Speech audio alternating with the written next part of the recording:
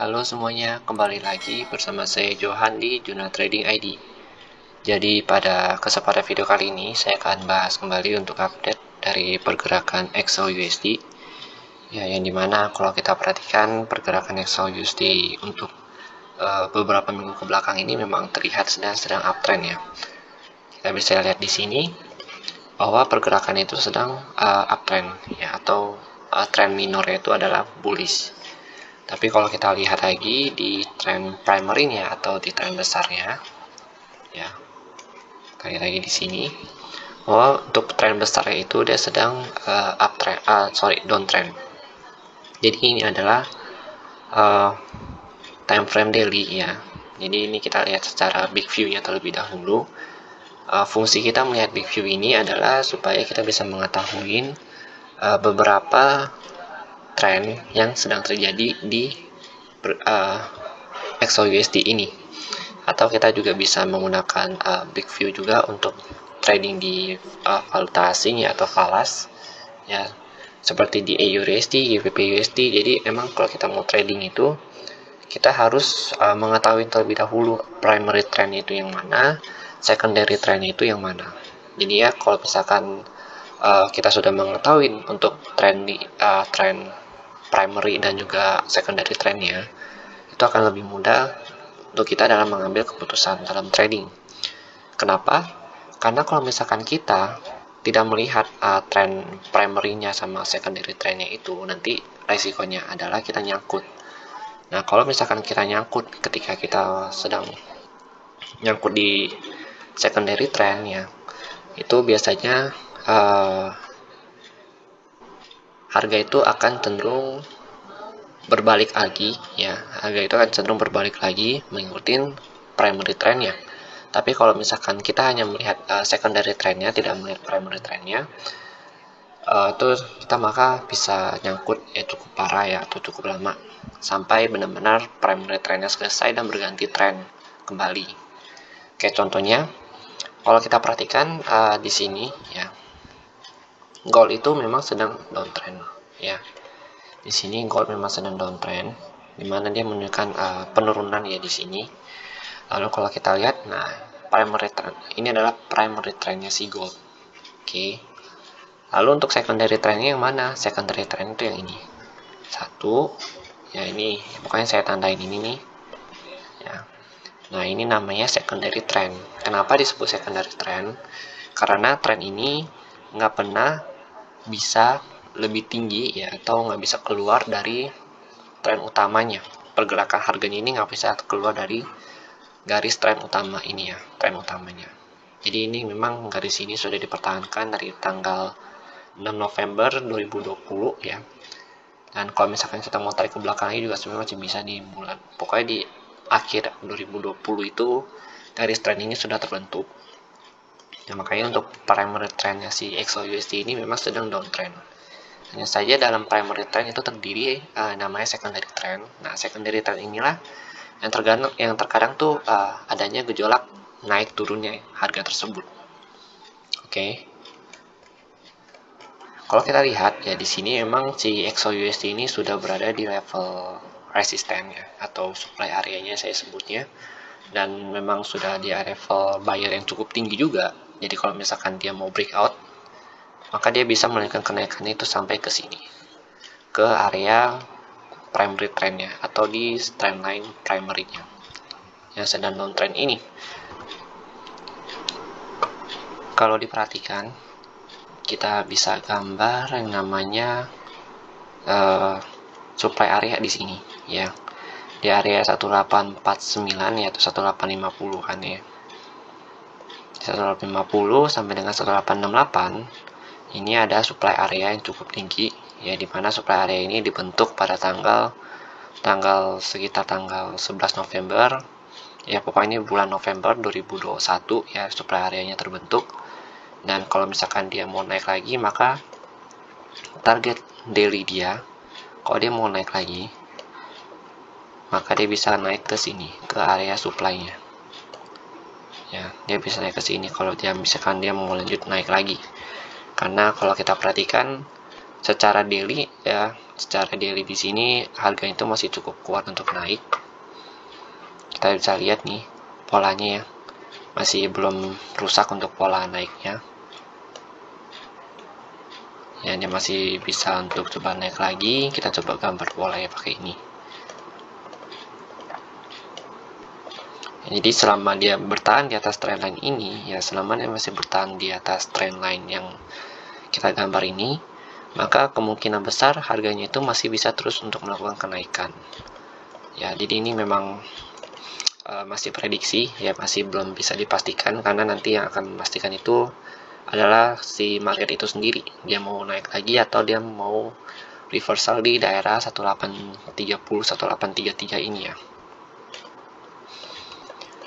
Soalnya kalau di sini kita lihat juga secara supply ya, secara daily supply-nya ini kan di daily candle ya. Kalau di supply daily-nya harga itu cenderung tertahan di area ini 1813 sampai dengan 1843. Kenapa? Nih kita ambil dari sini aja untuk order block yang di sini. Nah, ini kan tadi ya seller udah mau turunin harga ya. Seller mau turunin harga tapi ternyata gagal dinaikin lagi sama si buyer itu sendiri. Maka tercipta yang namanya order block. Nah, ini order block yang dilakukan secara daily, makanya range-nya itu besar sekali ya, nggak kayak order block di 4 jam atau di 1 jam. Ya, kalau ini secara daily-nya. Dan kalau kita perhatikan memang cenderung harga itu nggak bisa breakout di area ini. Nah, kalau harga gagal breakout, dia itu bisa lanjut turun ke bawah. Kalau dia mau konfirmasi turun,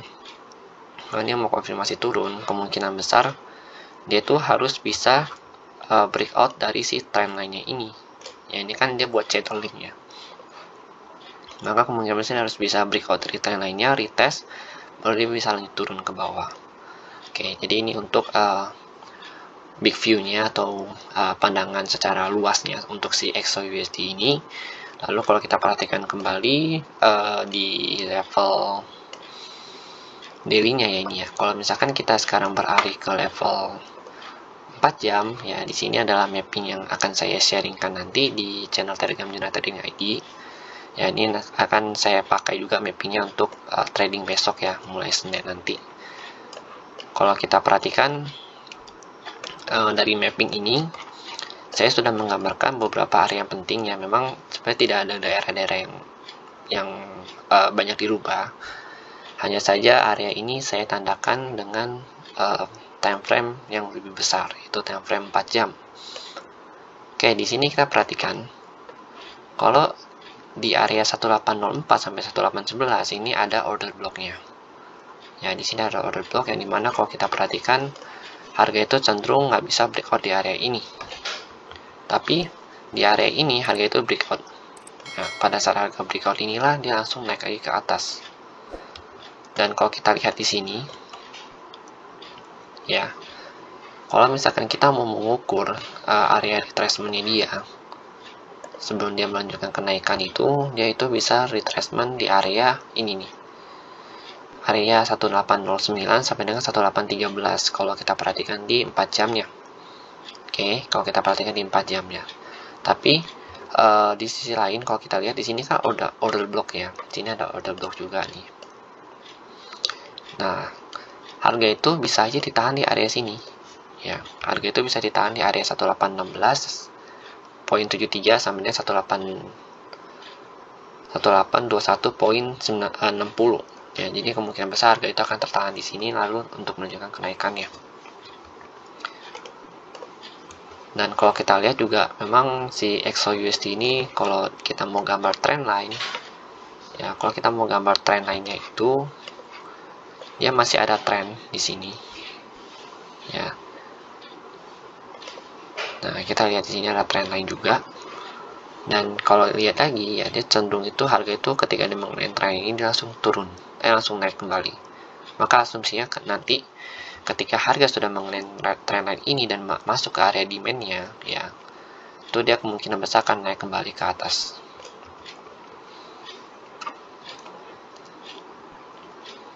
Oke, kalau saya perhatikan sih memang si XAUUSD ini sedang mau melanjutkan kenaikannya ke atas ya. Tapi nggak terlepas juga dari kemungkinan, karena kan di area 1827 ya, 1827 ini sampai dengan 1832, kalau kita lihat memang ada yang namanya supply area yang cukup kuat ya. Supply area ini kita bisa ambil dari sini ya, kita ambil dari sini nih.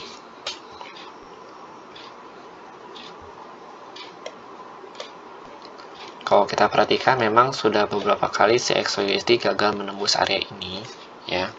Sama halnya seperti ini, dia gagal tembus area ini juga. Jadi ketika dia gagal menembus area ini, kalau kita lihat dia memang cenderung melakukan penurunan. Ya, ini juga sama, dia langsung turun lagi ke bawah. Makanya kalau dia gagal menembus area ini ya, kalau dia gagal lagi menembus area ini, maka harga itu akan cenderung menunjukkan penurunannya atau pullback kembali. Pullbacknya biasanya kalau kita ukur nih ya, kalau kita ukur dari kenaikannya atau dari yang kenaikan sebelumnya nih, pullbacknya itu bisa sampai ke area nih 1721.15 sampai 1733. Dan sudah beberapa kali ya kalau kita perhatikan, setiap dia mengenai area ini ya, area atasnya, pullbacknya selalu ke bawah sini. Itu kalau misalkan dia nggak kuat naik ya. Kalau dia nggak kuat naik, kemungkinan besar dia dari sini pullback ke bawah. Atau kejadian ini bisa aja nggak terjadi ya, bisa aja nanti di tengah jalan ya, di tengah jalan dia turun ya, bisa aja dia pullback sampai sini doang lalu dia lanjut naik lagi ke atas ya. Jadi emang kalau kita perhatikan untuk skenario buy dan sell di sini cukup banyak ya. Dan skenario saya yang pertama itu kalau misalkan dia gagal pullback gagal menembus area 1827 sampai dengan 1832 ini, maka kemungkinan dia akan turun lagi ya. Kemungkinan itu dia akan turun ke bawah sini ya.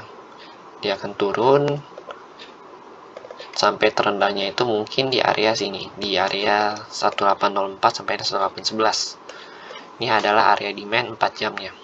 Oke, mungkin saya bisa tandain di sini adalah demand 4 jam. Jadinya kalau misalkan demand 4 jam ini memang terlihat lebih cenderung lebih lebar ya, atau lebih luas, karena kita juga bermain di area 4 jam. Tapi mapping ini bisa kita pakai juga di area 1 jam. Oke, kita bisa lihat juga di 1 jam juga kelihatan ya untuk mappingnya. Dan memang kalau untuk buat mapping ya, atau kita buat demand dan supply area, semakin tinggi time frame yang kita gunakan, maka akan semakin akurat hasil yang kita peroleh nantinya. Bedanya kalau misalkan kita menggunakan time frame besar ya, itu otomatis kita menunggu juga lebih lama. Dan itu memang kesabaran seorang trader itu diuji dari seberapa lama dia bisa menunggu untuk momen yang baik sebelum entry ke dalam market itu sendiri. Nah, kalau kita lihat memang di sini itu masih belum ada tanda-tanda penurunan ya untuk saat ini. Ya, karena price juga kalau kita perhatikan buyer di sini masih terus push harga untuk naik ya. Pokoknya buyer itu masih nggak mau untuk seller turunin harga, dia maunya masih terus untuk naik. Belum ada tanda rejection atau belum ada tanda-tanda dia sideways untuk turun lagi ke bawah. Jadi memang masih harus ditunggu konfirmasi pada saat market buka nanti. Lalu kalau di sisi lain kita perhatikan, kalau misalkan harga itu pullback ya, lalu dia mau lanjut naik seperti yang saya bilang, dia itu bisa pullback di sini lanjut naik ke atas ya, karena kan bisa aja dia ngambil swing low-nya dulu, baru dia untuk menunjukkan kenaikannya ke atas. Tapi kalau dia mau pullback turun ya, dia minimal harus bisa breakout dari trendline yang ini, trendline yang garis hitam ini, baru dia bisa lanjut nanti turun ke bawah lagi.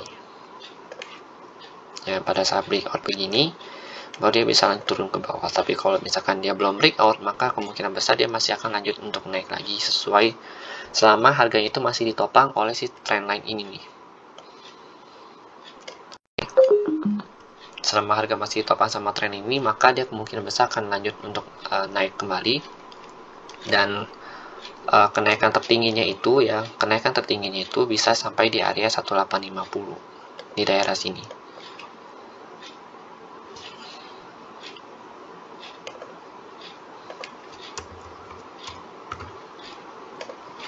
Ini di 1850 untuk area kenaikan tertingginya. Jadi mapping ini saya buat supaya bisa dipakai secara universal ya, atau multipurpose. Jadi silakan kalian sesuaikan kembali untuk penggunaannya. Kalau untuk penjelasan lengkapnya memang begini ya, jadi saya coba jelaskan satu persatu apa itu trend, lalu pergerakan XAUUSD itu bagaimana dari time frame 4 jam, daily, dan juga sampai di 1 jam. Saya coba jelaskan di sini sedetail mungkin. Jadi kalau misalkan kalian ada yang masih bingung atau ada yang masih kurang paham, silakan kalian tanyakan kembali di channel Telegram. Kalian bisa join di channel Telegram Jurnal Trading ID atau bisa tanya di kolom komentar. Nanti akan saya coba untuk jawab pertanyaan kalian. Oke, jadi mungkin sekian dulu penjelasan saya mengenai si XAUUSD ini. Jadi memang si XAUUSD belum ada penolakan dari sisi seller ini ya, masih terus di push untuk naik sama si buyer. Kalau dia mau naik juga nanti kenaikan tertingginya itu ada di 1850 target saya, tapi itu juga bisa mungkin bisa lebih tinggi dari itu atau bisa kurang dari itu. Kalau untuk turun minimal dia harus bisa breakout dari trend ini, berarti dia harus bisa breakout dari demand 4 high ini ya, atau di 1804.83 sampai 1811.27 nya. Oke. Jadi sekian dulu penjelasan saya, dan jika memang ada yang salah atau misalkan ada yang kurang, saya mohon maaf. Terima kasih dan sampai jumpa pada video berikutnya.